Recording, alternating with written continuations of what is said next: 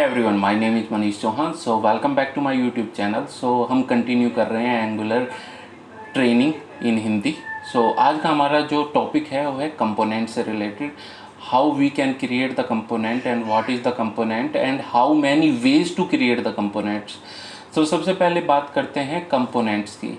सो components क्या है? Components is a basic building block of angular. So angular की जो सबसे बेसिक बिल्डिंग ब्लॉक है वो कंपोनेंट्स है। यानी कि आप कोई भी एप्लीकेशन एंगुलर में बिल्ड कर रहे हो तो उसका जो स्मॉलेस्ट कंपोनेंट होगा वो आपका स्मॉलेस्ट पार्ट होगा, वो आपका कंपोनेंट होगा। सो कंपोनेंट अगर आप किसी भी वेबसाइट की या एप्लीकेशन को स्प्लिट करते हो तो चाहे वो बटन ही क्यों ना हो, आप उसको भी एक कंपोनेंट में क्रिएट कर सकते हो। या तो आप स्मॉलेस्ट पार्ट में उसको डिवाइड कर लो या उसको केवल एक ही कंपोनेंट में डिवाइड कर लो। लाइक लैंडिंग पेज आपका या होम पेज या सर्च पेज, उसके लिए आप केवल एक ही कंपोनेंट भी क्रिएट कर सकते हो। सो ये था आपका कंपोनेंट्स। अब कंपोनेंट्स को क्रिएट कैसे करते हैं एंगुलर में? सो एंगुलर में हम 2 वेज से कंपोनेंट को क्रिएट करते हैं। जैसे कि ये हमारी एप्लीकेशन थी जिसको हमने लास्ट एक्सरसाइज में क्रिएट किया था। अगर आपने ये वीडियो अभी नहीं देखी है कि how you can create a Angular application and setup it and how we can run it, so उसका लिंक मैंने आई बटन पर दिया है, आप वहाँ जाके उसको गो थ्रू कर सकते हो। और मैंने एक वीडियो में ये भी बताया है कि इस एप्लीकेशन के अंदर कौन सा पार्ट क्या काम करता है, यानी कि एनजी मॉड्यूल का क्या मतलब होता है, पैकेज डॉट जेसन का फाइल का क्या मतलब होता है, वो भी मैंने बताया। तो उसका लिंक भी आपको आई बटन पर मिल जाएगा, तो please check it before starting the component creation.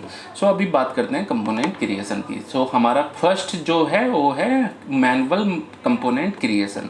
So manual component creation के लिए सबसे पहले हम क्या करते हैं, हम यहाँ पे एक फोल्डर क्रिएट कर लेते हैं like home page. whenever you create the component folder name, so you have to use the small characters।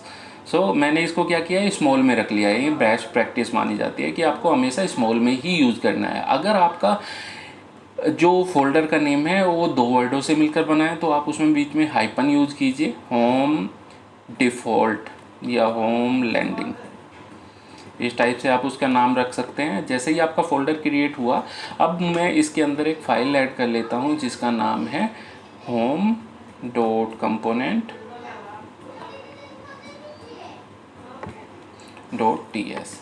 अब आप ये भी बोल सकते हो या कोई भी ये क्वेश्चन कर सकता है कि हमने यहाँ पर इसको फोल्डर के अंदर ही क्यों रखा है? क्योंकि जब आपका एक कंपोनेंट होता है उससे रिलेटेड मल्टीपल फाइल बनती है। अगर सभी को आप बाहर स्कैटर्ड करके रख दोगे एक ही फोल्डर के अंदर, तो अगर आप उसके रिलेटेड कोई भी चेंजेस आते हैं तो ये आपके लिए थोड़ा डिफ़िकल्ट होता है उसको मैनेज करना। इसलिए हम मोस्टली रिलेटेड कंपोनेंट्स को एक फ़ोल्डर के अंदर क्लब करके रख देते हैं। That's why we create the folders. So हमने फोल्डर क्रिएट कर लिया, उसके अंदर एक कंपोनेंट टीएस फाइल रख ली है। अभी ये आपकी ब्लैंक है। जब आप मैनुअली क्रिएशन करते हो तो आपको everything you have to write everything inside the file. So हम क्या करते हैं, सबसे पहले कंपोनेंट्स या कोई भी डायरेक्टिव या कोई भी पाइप सर्विस, उसको यूज़ करने के लिए हम डेकोरेटर्स का यूज़ करते हैं, जिसको मैं बाद में किसी फर्दर वीडियो में एक्सप्लेन करूँगा। आज के लिए आप जान लीजिए जो भी @ करके होता है वे डेकोरेटर्स होते हैं जो क्लास की फंक्शनैलिटी को एक्सपेंड करते हैं।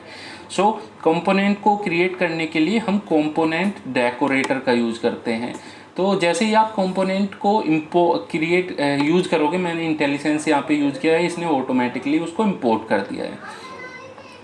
तो यहाँ पे जो कंपोनेंट पार्ट है वो कोर का है, यानी कि जो भी एंगुलर से रिलेटेड डायरेक्टिव आप यूज़ करेंगे वो कोर के अंदर अवेलेबल है। आप उनसे या तो मैनुअली इंपोर्ट कर सकते हो या इंटेलिजेंस अगर आपने यूज़ किया है उसके थ्रू उसको इंपोर्ट कर सकते हो। तो सो जब आप किसी कंपोनेंट को क्रिएट करते हैं, ये डेकोरेटर जो भी है हमारे, ये क्लास पर वर्क करते हैं। लाइक एक्सपोर्ट क्लास का नेम हम रखते हैं। लाइक आप कंपोनेंट जब भी क्रिएट करते हो तो सबसे पहले यहाँ पे आपका आता है फर्स्ट टाइटल केस, आपका फर्स्ट कैरेक्टर कैपिटल रहेगा। उसके बाद हम इसका प्रीफिक्स यूज करते हैं कंपोनेंट। अगर आप यहाँ पे डायरेक्टिव क्रिएट कर रहे हो तो होम डायरेक्टिव यूज करते हैं, पाइप क्रिएट कर रहे हैं तो पाइप यूज करते हैं, अभी हम कंपोनेंट क्रिएट कर रहे हैं तो हम कंपोनेंट यूज कर रहे हैं। ये हमने क्लास लिख लिया, उसके ऊपर डेकोरेटर यूज किया है। बट आपने देखा यहाँ पे कुछ एरर मैसेज आ रहे हैं। अगर आप इनको ध्यान से देखोगे तो ये कुछ डेफिनेशन एक्सेप्ट कर रहा है, कुछ पैरामीटर एक्सेप्ट कर रहा है जिनको आपको इसमें पास करना होता है। यहाँ पे 2 मेन आपके इनपुट पैरामीटर होते हैं जिनको आपको कंपोनेंट को पास करना ही है। सो सबसे पहले हम क्या करते हैं इसमें सेलेक्टर। सेलेक्टर पास करते हैं। सेलेक्टर का क्या मतलब होता है? सेलेक्टर वो स्ट्रिंग होती है जिसको जब भी आप इस कंपोनेंट को यूज करना चाहते हो तो उसको एज ए एलिमेंट आप यूज कर सकते हो। लाइक मैंने होम यहाँ पे स्ट्रिंग दे दिया है, उसके बाद हम टेम्पलेट या टेम्पलेट यूआरएल का यूज़ करते हैं। अभी मैं इसको 1 बाय 1 करके आपको बताऊंगा कि टेम्पलेट किस लिए यूज होता है, टेम्पलेट यूआरएल हम किस लिए यूज करते हैं। सबसे पहले हम टेम्पलेट का यूज़ करते हैं। टेम्पलेट में हमने क्या किया, डायरेक्ट आप इसमें कोई भी स्ट्रिंग दे सकते हो।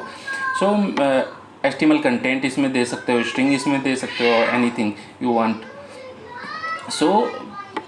मैंने इसको ये HTML दे रहा हूँ, this is home component.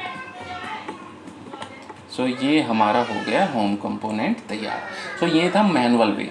But क्या अगर मैं इस कंपोनेंट को यूज़ करूँगा, क्या ये फुल्ली फंक्शनल होगा, क्या ये काम करेगा? Let's see. मैंने क्या किया, मैं ऐप कंपोनेंट के अंदर गया। अगर मैं इस एप्लीकेशन को रन करके दिखाता हूँ, मैंने ng सर्व इस पर यूज़ किया था। अभी मैं ब्राउज़र पे जाता हूँ और यहाँ पर ये टाइप करके देखता हूँ, तो अभी यहाँ पे this is app component run है आपका। अभी मैं क्या करता हूँ, जो कंपोनेंट हमने मैनुअली क्रिएट किया था उसको यहाँ पर टाइप करता हूँ। उसका जो सेलेक्टर का नाम क्या रखा था हमने, होम। होम को मैंने एलिमेंट की तरह यूज़ किया है। अगर आप जैसे इस पर होवर ओवर करोगे या फिर अगर आपका यहाँ पे प्रॉब्लम नहीं दिख रहा है, क्योंकि मैंने इंटेलिजेंस यूज़ किया था, उसकी भी मैं आपको 1-2 वीडियो बना के दिखा दूंगा, how you can use the intelligence in the visual studio code. आप उसका भी यूज़ कर सकते हो। अदरवाइज़ ये आपको क्लियरली मैसेज दे रहा है, home is an Angular component, then verify it is part of the module to allow the element add no error schema to ng module of component। आपको क्या करना है कि अभी तक ये आपका कंपोनेंट क्रिएट हुआ था, आपने इसको एंगुलर फ्रेमवर्क के साथ रजिस्टर नहीं किया है। उसको सिंपली करने के लिए आपको क्या करना होता है, ये जो ng मॉड्यूल है इसके बारे में मैंने आपको बताया था प्रोजेक्ट स्ट्रक्चर के बारे वाली क्लास में। आप वहाँ पे भी जाके गो थ्रू कर सकते हो, या फिर मैं फर्दर आपको किसी और वीडियो में इसको एक्सप्लेन कर दूंगा। अगर आपको कोई इशू आ रहा है तो please mention me in comment box, मैं उसका सॉल्यूशन ज़रूर दूंगा, उसको क्लियरिफाई ज़रूर करूंगा। हमारा होम कंपोनेंट अभी क्रिएट हो गया था, उसको रजिस्टर कैसे करते हैं, हम डिक्लेरेशन में डालते हैं। डिक्लेरेशन में जितने भी हमारे कस्टम कंपोनेंट्स होते हैं, पाइप होते हैं, डायरेक्टिव होते हैं, वो सभी हमारे डिक्लेरेशन में जाते हैं। इंपोर्ट्स में जो भी आपके कस्टम मॉड्यूल होते हैं या प्री डिफाइंड मॉड्यूल्स होते हैं जो कि ऑलरेडी आपके पास है बने हुए या फ्रेमवर्क से रिलेटेड है, उनको आप यहाँ पे इंपोर्ट्स करते हो। प्रोवाइडर, जब भी आप कोई कस्टम सर्विस या इनबिल्ट सर्विस यूज़ करते हो तो उसको यहाँ पे इंपोर्ट किया जाता है। और बूटस्ट्रैप का मतलब है बूटस्ट्रैप का मतलब है जैसे ही आपकी एप्लीकेशन रन होगी तो आपका कौन सा कंपोनेंट ब्राउज़र पर रेंडर होगा। इसलिए हम बूटस्ट्रैप का यूज़ कर रहे हैं। अभी यहाँ पे यूज़ हुआ है ऐप कंपोनेंट्स। जैसे ही आपकी एप्लीकेशन ब्राउज़र पे रन हुई, आपने देखा कि यहाँ पे ऐप कंपोनेंट यहाँ पे रेंडर था। अगर मैं इसको चेंज करके होम कंपोनेंट से मैप कर देता हूँ तो जैसे ही आपकी एप्लीकेशन रन होगी यहाँ पे होम कंपोनेंट आपको दिखाई देगा। बट अभी मुझे क्या करना है, ऐप कंपोनेंट्स के अंदर से होम कंपोनेंट को कॉल करना है। इसलिए मैंने क्या किया, यहाँ पर होम कंपोनेंट्स को इंपोर्ट किया। जैसे ही मैंने यहाँ पे डाला वो ऑटोमेटिकली इंपोर्ट हो गया। अब मैं अगर इस एप्लीकेशन को रन करके देखता हूँ तो यहाँ पे आपका क्या होएगा,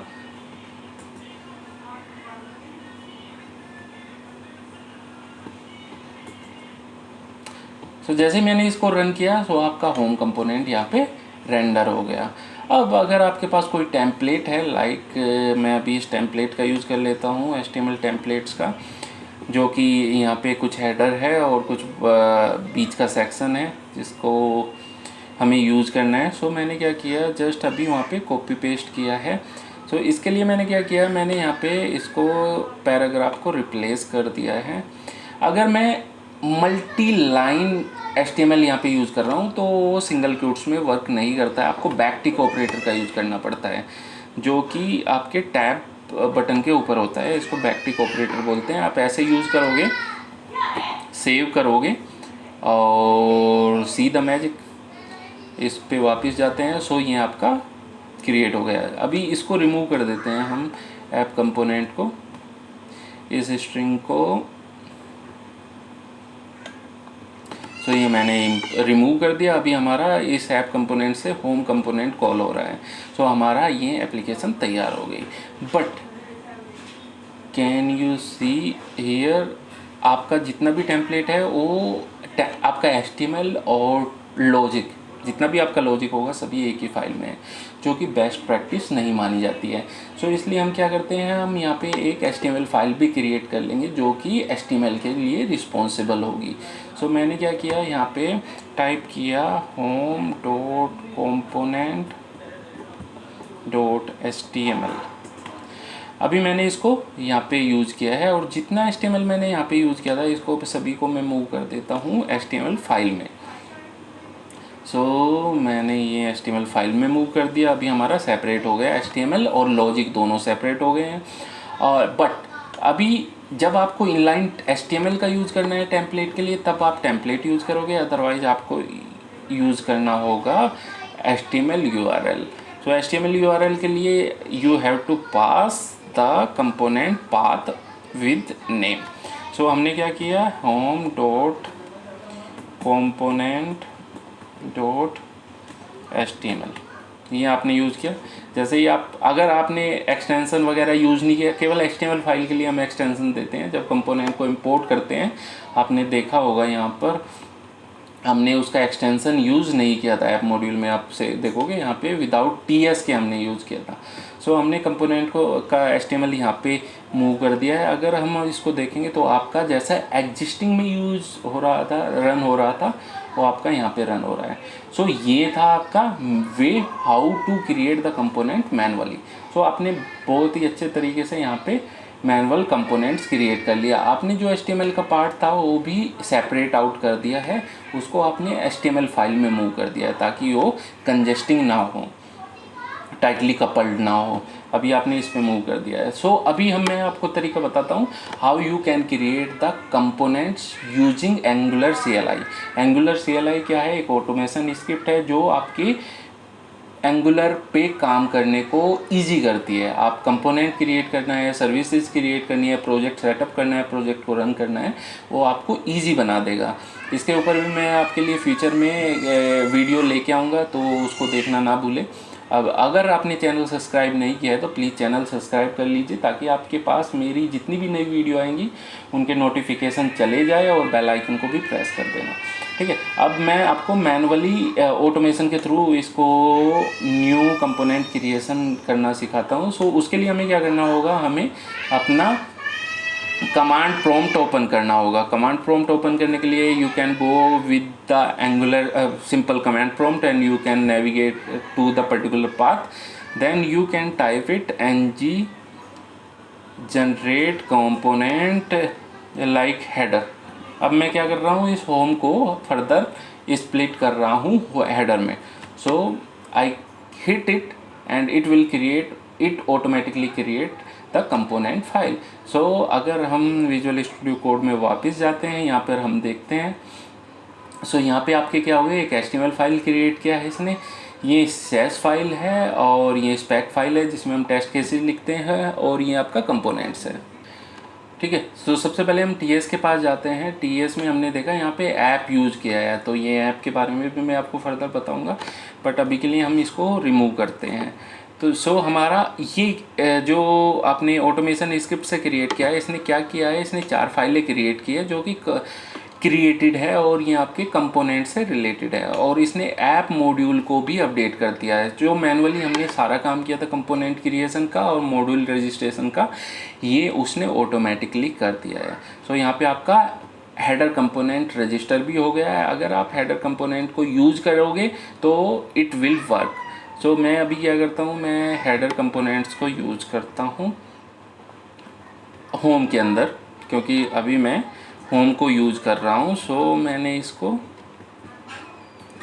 यूज़ किया। So if I will run it then header works. So आपका हेडर कंपोनेंट भी कॉल हो गया। But I want to move this HTML file, यानी कि जो हेडर से रिलेटेड कंटेंट है मैं हेडर में मूव करना चाहता हूँ।